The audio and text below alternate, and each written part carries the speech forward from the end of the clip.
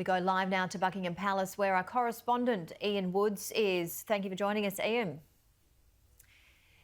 Good morning to you.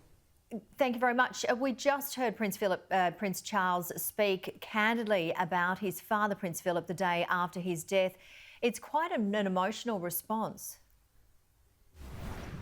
It was very moving, a very personal statement, and it was clear from what he said that he didn't just want to pay tribute once again to his dear papa, as he referred to him, but he wanted to thank those from around the world who've expressed their condolences and their good wishes and kind words about his father, and to the rest of the family who are now in a period of mourning. And he spoke without notes. He kept his comments reasonably brief. It was less than 2 minutes, but it was certainly a heartfelt, very personal statement. Now, he and his siblings have been in touch and have visited the Queen at Windsor Castle over the past 24 hours. The only other member of the royal family who has commented directly to the media on what has been happening was Sophie, Countess of Wessex. She is the wife of Prince Edward, Prince Philip's youngest son, and as she left Windsor Castle today, she was asked, she had the window down in her vehicle, and she was asked how the Queen was coping, and she said the Queen had been amazing. So it seems that the Queen, by all accounts, is bearing up well, and that's certainly an indication that she intends to carry on her position as much as possible in the coming days, despite the loss of her husband of 73 years.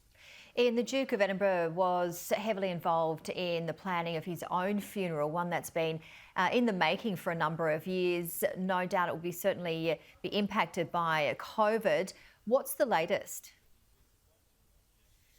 Well, the details which have been announced are vastly different from the plans that Prince Philip himself would have helped draw up over recent years. Although it was always his intention to have a relatively low-key funeral, he didn't want a major procession. He didn't want a line in state, unlike, for example, the Queen Mother when she passed some years ago.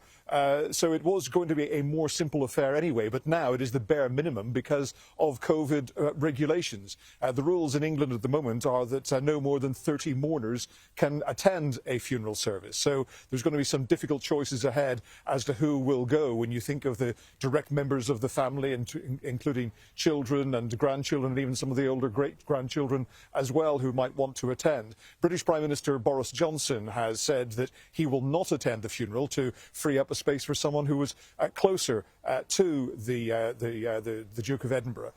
The ceremony itself will be entirely behind the walls of Windsor Castle. I mean, it's a pretty big piece of real estate, so it will still take 8 minutes for a procession to go from the living quarters to the St George's Chapel, where, as you say, the coffin will be borne upon a Land Rover, which was modified to a design of Prince Philip. The coffin will be draped in the Duke of Edinburgh's standard. There will be his naval cap and also a ceremonial naval sword indicating his love of the Royal Navy, which, of course, was his profession before he married the then Princess Elizabeth. And Ian, can you give us a sense of the feeling in the UK at the moment as Britain enters 8 days of mourning?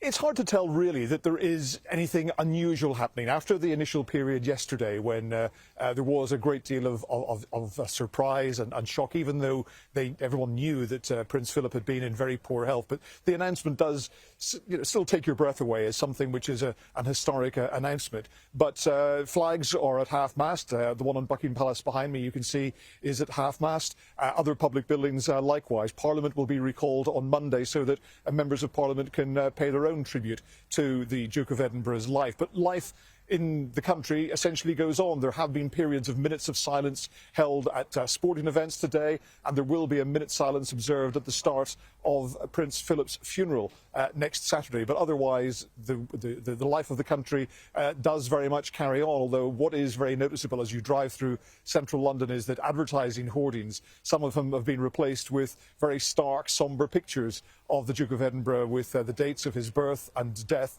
and his title on them, just to really give an indication that something really significant has happened in the life of the country. I think that the British public, many of them will have been interested in as to whether Prince Harry will be attending the funeral. The news is that he is going to attend, coming in from California after something of a rift in the royal family over the past year when he and his wife Meghan chose to step back, as they put it, from royal life and move to a new life in the United States. Meghan, though, will not be attending on doctor's advice. She is heavily pregnant. She did have a miscarriage last year, so Prince Harry will travel alone. But even that begs questions as to how he copes with the COVID restrictions, because when you fly into the UK at the moment, you're supposed to observe a period of self-isolation, although that can be shortened by a negative COVID test. So it remains to be seen exactly what the rules are and when he will fly in order to be able to attend his grandfather's funeral.